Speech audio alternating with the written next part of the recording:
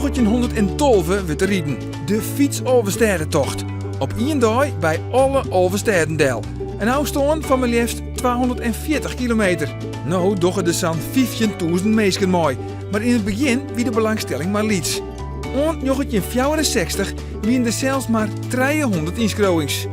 Heel voor de jaren 60 was het enthousiasme stadig ongrutter.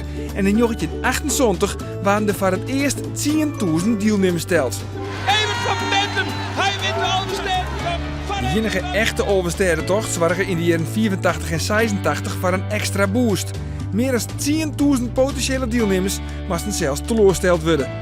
Gewoon deelnemers lieten de fietsoverstedentocht niet voorbij gaan. Ontemooi 2013 hebben 20 enthousiastelingen de tocht al 50 keer of zelfs nog vaker dien. En de koprenner, dat is de heer Reitsma uit Stienjes. Achter Stien namens dit 60 tochten. 60 keer, ja, dat is wel een mooi moment om te zeggen van dit het nou verder maar. De deelnemers starten in Bolzert in 23 groepen van rond 600 fietsers. En de eerste groep die begint Maas om 4 uur. Vanuit Bolzert gaan ze eerst naar het noorden, naar Haas, Frenscher, Dokkum en Ljouwert en dan waarom naar Bolzert. En dan volgen de zuidelijke route, Oesnits, Driels, Sleert, Starem, Hielpen en Warkum.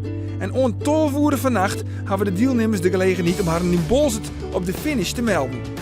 Als je de Oversteden toch net alleen nog fietsen, maar ook rijden en rennen, dan kun je het Oversteden brevet krijgen. Zo'n 1400 sportievelingen hebben dat document in een huis. De Overstedentocht, het blijft een apart fenomeen.